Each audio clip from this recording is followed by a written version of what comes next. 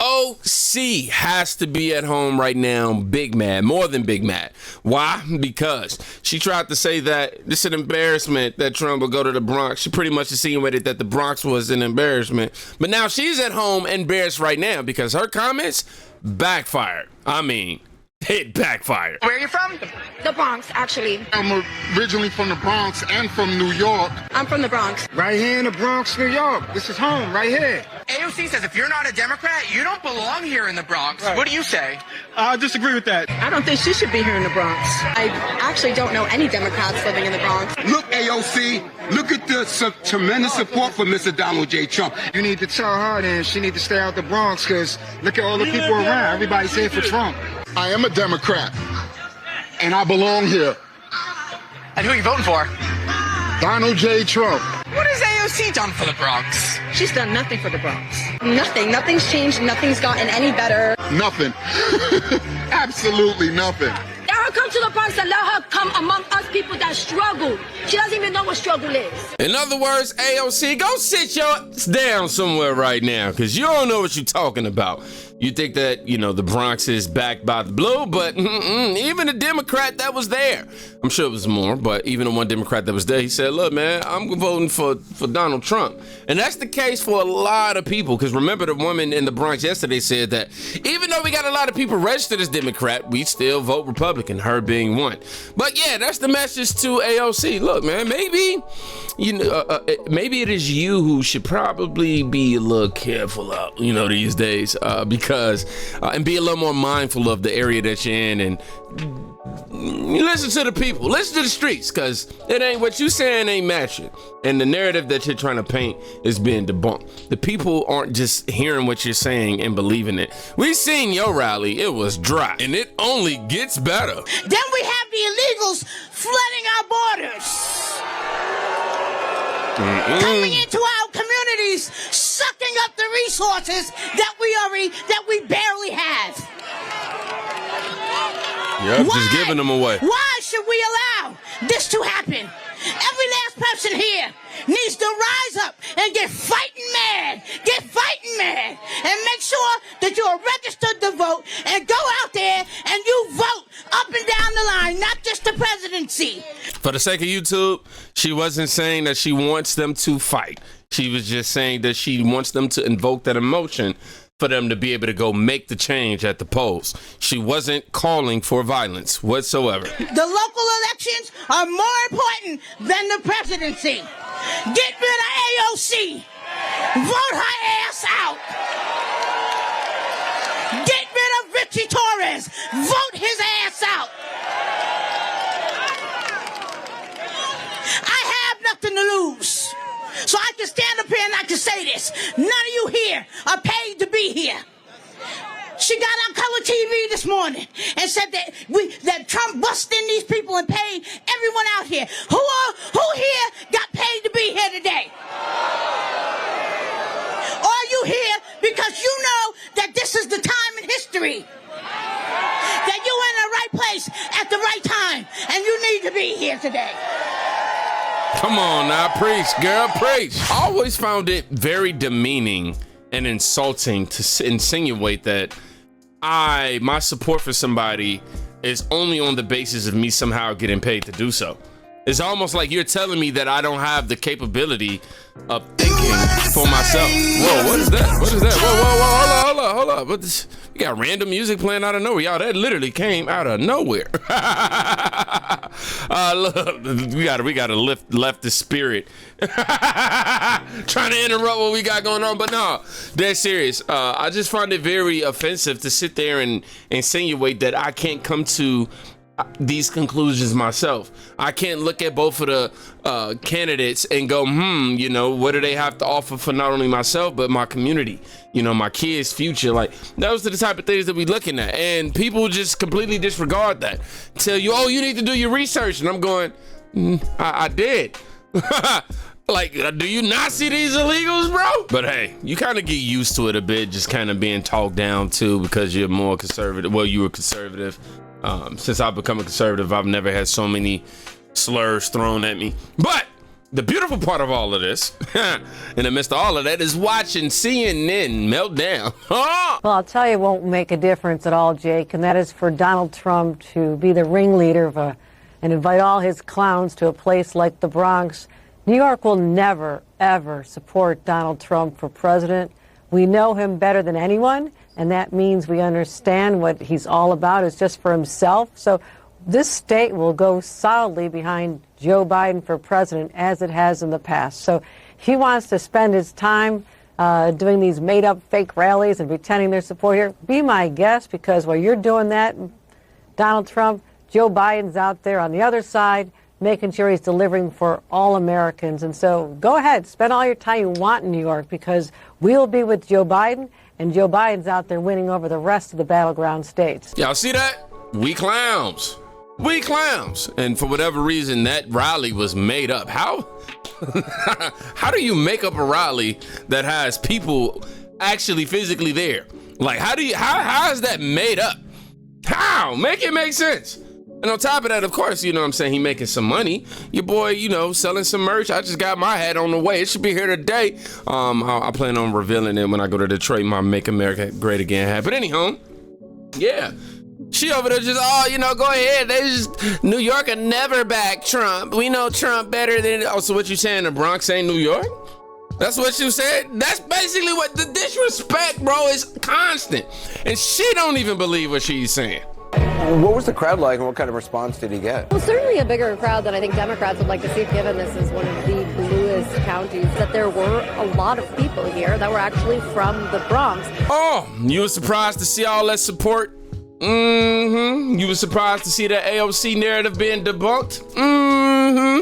Yeah, CNN. Yeah, that's what I'm saying. You can't even believe that. You can't even believe that Trump is he has no chance. And now, before the campaign, the debate that's gonna happen between Donald Trump and Joe Biden, I can't even remember his name. They are now ramping up all of the evil ads against Donald Trump, even with the likes of Robert De Niro as somebody who's going to be a frontrunner in the campaign. Now, before we get into any of what Trump had to say in his speech, let's check this out. New this morning, the Biden campaign enlisting film star and Trump critic Robert De Niro for an ad targeting Donald Trump's mental stability. We knew Trump was out of control when he was president. Then he lost the 2020 election and snapped, desperately trying to hold on to power. Now he's running again, this time threatening to be a dictator, to terminate the Constitution. That ad, part of the Biden campaign strategy to ramp up attacks against Trump in the month leading up to the CNN debate. Sources telling us the Biden campaign believes the message that Trump has snapped will energize Democratic voters. Donald Trump literally brought the hood out. He brought up some New York drill rappers, I think. It's Chef G and Sleepy Hollow. Not too familiar with these two guys, but New York knows, and that's all that matters. Here as well as rapper Chef G. Does everybody know Chef? Where is Chef G? Where is he? Come on up, fellas. Rapper Sleepy Hollow. Come on up here, fellas. How are you, man? Hey. Oh, I like that. I want to get that done. He gonna get a grill. President Trump. Oh, man. One thing I want to say. One thing I want to say. They always gonna whisper your accomplishments and shout your failures. Trump gonna shout the wins for all of us. For sure. Make America great again. That's all he needed to say. I appreciate it, man. Thank you. Thank you for having me. Thank you very much. Man, you got everybody that the media is saying don't support Trump out there supporting that man. We have so many clips to dive into today, bro. We definitely gonna have to do a part 2 video. And Donald Trump said so much. He was on that stage out there delivering to, the American citizens, the messages and ideas that he planned on how he planned on moving the country forward. But today, I'm going to show y'all this clip about when he said, quote, "It doesn't matter whether you're black or brown or white or whatever the hell color you are. It doesn't matter. We are all Americans." Meanwhile, your boy Sleepy Joe is out there in the left legacy media is being hella divisive. This is why they scared of Trump. Unity. Look, we had the greatest economy in history. Everybody here, where you have a small business or if you had a job, you were getting more than you ever made. And we had no inflation. We had no 1.4%, considered better than none, because frankly, none in its own way is a bad thing also. We had a perfect number, 1.4%. It doesn't matter whether you're black or brown or white or whatever the hell color you are, it doesn't matter. We are all Americans, and we're going to pull together as Americans. Yes, sir.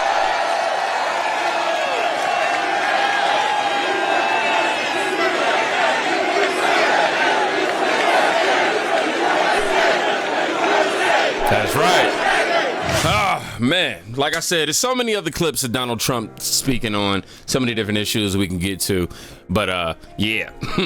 You see that, man. The Bronx clearly want Trump back. New York wants Trump back. I'm sure the Bronx wasn't the only people out there. But it's crazy how the media always tries to make Donald Trump seems like he's trying to divide the country and he's just going to destroy us. But he literally just said it so plain. It don't matter. You're black, you're white. It don't matter. You know what I mean? It don't matter. We all are Americans. When you come here, we all wake up with chance and opportunity. We all bleed the same. We all go through problems the same. We all got to put our, one foot in front of the other one just the same.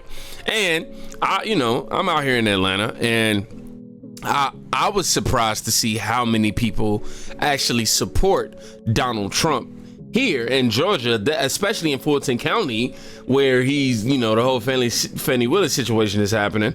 I was very surprised when he came out here to see the amount of support that he has here in Fulton, because if I'm being honest, man, I thought it was every time I'm out here, I'm surrounded by people that's on the blue side of things. But it was amazing. It was a wake-up call for me to really realize just how many people out here really share some of the same principles. And the media leads me to believe that that is not the case, that people my skin tone just do not share similar beliefs. That's why I didn't find it surprising when this woman found it so surprising that so many people out there supported Donald Trump where she was from. Did you ever expect Donald Trump to come to the South? Not really. No, never. Nobody else, I think, had done this. I think it's a good thing. It doesn't matter who it is. I think I definitely am surprised. I don't think I would have expected him to come to the Bronx. So actually, I think him being in the Bronx is pretty cool. So I was like, I'm gonna just go through and see. We were interested, so we took a walk over, and it's pretty cool to see the different diversity of people that came and are coming together for today. That's what I was gonna say. Have you ever gone to a Trump rally? Are you political at all? Or are you just curious about what's going on? No, I've never been. I actually just came because he's in the Bronx. I didn't expect it, to be honest, right here at Cortona Park in the South Bronx, but us people, we love Trump. I don't know of any president that's ever come to the Bronx. Period. Did you ever expect him to come here? No, not at all.